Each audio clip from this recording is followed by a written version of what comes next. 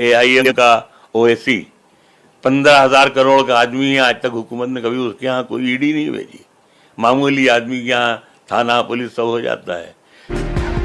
उत्तर प्रदेश के जो हालात हैं यही रहेंगे, क्योंकि यहाँ हर घंटे एक नई पार्टी बनती है, हर हफ्ते एक नया ऐलान पार्टी करती है, जात पात में सब में बटे हुए हैं। यहाँ के आलिम जो हैं बहुत बेईमान, ताजिरों से ज्यादा बेईमान उत्तर प्रदेश के आलिम हैं। लखनऊ जो है वो बेईमान आलिमों का गढ़ है, राजधानी है। इनमें जुर्रत नहीं है, ये खुद बेईमान है, ये खुद रिश्वतखोर हैं। अपनी फाइलें ले जा करके, चाहे योगी जी हो, चाहे जो हो, मुलायम हो या जो भी हो, उनसे अपनी फाइलें पास करवाते हैं। बाहर निकल के कहते हैं कि मैंने सब बोल दिया, अब मुख्यमंत्री जी ने कह दिया है सब हो जाएगा। तो सब तो होता नहीं है, जिस काम के लिए वो जाते हैं उनका चला जाता है। हम तो ये कहते हैं कि भाई अगर ये बहुत ईमानदार पार्टी है तो एक बार ये मुसलमान मौलाना जो सो कॉल्ड कहलाते हैं, इन सब के यहाँ ईडी की भेजकर उनकी तलाशी ली जाएगी, उनके पास इतने पैसे कहाँ से आए। तो आप मौलाना लोगों को इसलिए जिंदा रखते हैं, उनकी बात इसलिए सुनते हैं कि आप उनके जरिए अपना काम निकालते हैं। उत्तर प्रदेश के मौलाना, इनके पास कम से कम 10 लाख करोड़ रुपए होगा अगर इनकी तलाशी ली जाए। तो ये पैसा कहाँ से आया? ये हुकूमत जो है, इनको हुकूमत ने सबको डिप्यूट कर रखा है हाका लगाने के लिए। जो हाका लगाने वालों में एक और सबसे बड़ा है, वो है AIM का OAC 15,000 करोड़ का आदमी है। आज तक हुकूमत ने कभी उसके यहाँ कोई ईडी नहीं भेजी। मामूली आदमी के यहाँ थाना पुलिस सब हो जाता है। तो ये जो भारतीय जनता पार्टी है, खास तौर से हर पार्टी, भारतीय जनता पार्टी ज्यादा एक्सपर्ट है, इसने हाका लगाने वाले पाल रखे हैं। ये राजे महाराजे जो हुकूमत करते थे, जब शिकार के लिए निकलते थे तो उससे 2-3 दिन पहले हाका लगाने वाले भेज देते थे, जो जानवरों को, खासतौर से शेर को हाका लगा के एक खास इलाके में ले आता था और राजा उसका शिकार कर लेता था। आज भी यही होता है कि ये जो हमारे उलमा हैं, ये जो खास तौर से ये जो हमारे जो इस किस्म के जो नेता हैं सो कॉल्ड, ये हाका लगाना शुरू करते हैं और शेर जो है वो एक खास इलाके में आता है और मार लिया जाता है। हेलो जी, वालेकुम भाई। जी, सोहेल अख्तर बात कर रहा हूँ मुजफ्फरनगर से। आप नवर राणा साहब बात कर रहे हैं? जी भाई, मैं मकबराना अख्तर। जी जी, आपका वीडियो वायरल हो रहा है। ये आपका जो बयान आया है, किस पस मंजर में आया है? उलमा के लिए इतना जी, खैर जो आपने कहा है, इतना कुछ क्यों कहा? नहीं, वो जो हमने कहा उसमें वो भी हमने बताया जी क्यों कहा हमने। जी, तो हमने ये भी उसमें बता दिया है कि क्यों कहा मैंने। अच्छा, क्यों क्यों कहा? आप दोबारा वजाहत देना चाहेंगे? ये फोन पे तो बात नहीं हो पाएगी ना, ये तो कभी आप तशरीफ ले आए या हमें बुला ले गई जलसे में तो बात कर लें। नहीं, वो आपकी बात बिल्कुल दुरुस्त है, फोन पे बात नहीं हो पाएगी। लेकिन आपने बहुत छोटी सी क्लिप में और बहुत मुख्तसर से वक्त में बड़ी आसानी के साथ बहुत बड़ी बात कह दी है। तो हम चाहते हैं कि ये ऐसे ही इख्तिसार के साथ आप इसकी सफाई पेश करते हैं तो बेहतर होगा। सफाई हम क्यों पेश करें? कोई हमने जुर्म किया है क्या? तो फिर आप ये इसकी वजाहत करें ना कि किस पस मंजर में आपने बयान दिया है।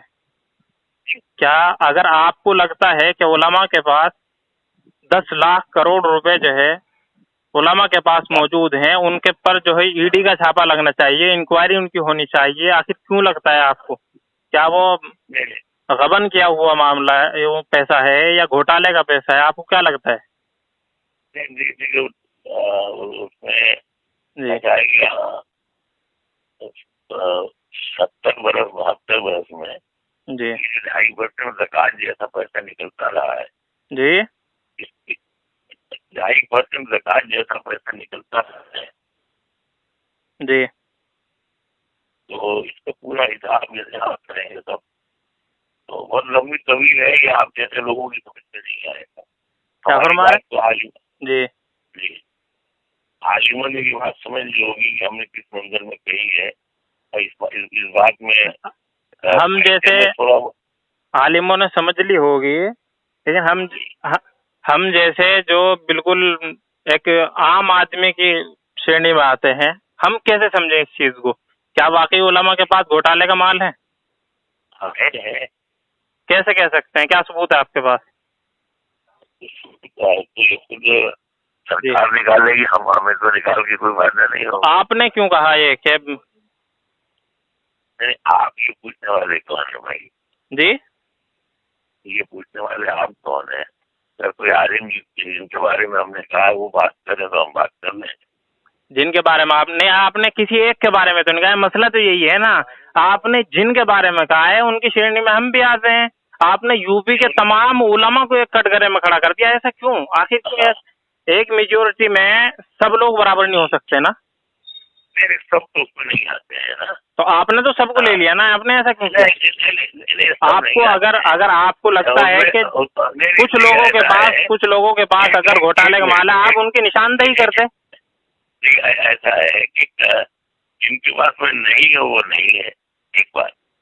दूसरी बात ये कि किसी उत्तर प्रदेश में वो आलिम भी है जो टूटी हुई साइकिल पे चलते हैं, जहाँ नमाज तो वक्त होता है अपना रोज सभी जाते हैं और नमाज पढ़ लेते हैं। अच्छा। और वो भी आलिम है जो 6 करोड़ रुपए की कारों में चल रहे हैं। अब इनकी निशानदेही अगर आप उनसे तो नहीं, आपके बकौल आलिम सिर्फ ऐसा होना चाहिए जो फटी हुई टोपी पहने, फटे हुए कपड़े पहने, टूटे हुए चप्पल पहने और टूटी हुई साइकिल पे चले। आपकी नजर में आलिम ऐसा होना चाहिए? कौम का रहबर, कौम का इमाम, कौम का जिसको बादशाह कहा जाता है, वो ऐसा होना चाहिए इस हालत में आपके बकौल है? इंडस्ट्री चल रही है क्या? जी, आलिम की इंडस्ट्री चल रही है, आलिम का कारखाना चल रहा है, आलिम अब मुकेश अंबानी की तरह बिजनेस। जाहिर सी बात है जिनके पास करोड़ रुपए की कार है, करोड़ों रुपए के बंगले हैं, उनका कुछ ना कुछ तो कारखाना चल रहा होगा। ऐसे ही तो किसी ने उन्हें उठा के जो है दौलत नहीं दे दी, इनको जाओ ये कार खरीद लो। ऐसा है इसमें कोई बात नहीं है जी। हमने जो बात कही है वो आपको बुरी लीजिए, मुझे गालियाँ दीजिए, अगर समझ में आ जाए तो आप गौर कीजिए। क्या नहीं, समझ में आने वाली बात है वजह आपकी, लेकिन आपने सबको टारगेट क्यों किया? सवाल ये है बस। सबका मतलब ये सब नहीं होता है जी। अगर किसी के बारे में आप कुछ कहते हैं, अगर कोई मुसलमान ही कौम को गाली देता है तो उसमें वो नहीं आएंगे जो खराब मुसलमान नहीं। क्या फरमाया? वो कैसे आएंगे? अगर अभी कोई सब बोले कि शायर और शराबी होते हैं तो उसमें हम नहीं आएंगे, इसलिए हमने शराब नहीं की है तो हमें बुरा भी नहीं लगेगा। तो ऐसा नहीं है कि नहीं, ऐसा नहीं है। मैं आपके बारे में कहूँ, आपने जो है कौम के एक मुशायरे में जाके 50-50 हजार रुपए लिए हैं और कौम को लूटा है इस तरीके से, तो क्या मैं सही कह रहा हूँ? नहीं, हमने लूटा भी है, लुटाया भी है। कहाँ लुटाया आपने? इस्लाम में न लूटना चाहिए था न लुटाना चाहिए था। नहीं, हमने लुटाया था। हमारा ट्रांसपोर्ट तो बिजनेस है। अच्छा, आपका बिजनेस है? तो फिर आप स्टेज पर खड़े होकर आप शोर क्यों मचाते हैं? आप स्टेज पर खड़े होकर शोर क्यों मचाते हैं कि हम उर्दू अदब की खिदमत कर रहे हैं? आपने बिजनेस बताया है इसको। कहाँ से बोल रहे हैं? मैं आपको जानता नहीं हूँ। जी। मैं मुजफ्फरनगर से बोल रहा हूँ। आपको मैंने पहले नाम बताया, उसके बारे में बात की है। नहीं, मुजफ्फरनगर में ऐसे लोग होते हैं तो सब ऐसे ही होते हैं। अरे वाह मुनव्वर साहब, क्या मैसेज जाएगा? जो आपके शहदाई हैं वो ये रिकॉर्डिंग सुनेंगे तो उनको क्या मैसेज जाएगा? बहुत अच्छा। नहीं, मुझे कोई दिलचस्पी शहदाई वहदाई से नहीं है। अच्छा, कोई बात हूँ। अच्छा। चलिए खैर, बहरहाल तो आपने अपनी खसलत तो पहले ही दिखा दी, उलमा को गालियाँ। अस्सलाम वालेकुम। जी मुनव्वर साहब, आपने फोन क्यों काट दिया? क्यों? हमारी जिम्मेदारी है आपको फोन करना। सच्चाई से क्यों भाग रहे हैं आप? सच बात अगर आप डट गए, आप फोन को काट के क्यों जा रहे हैं?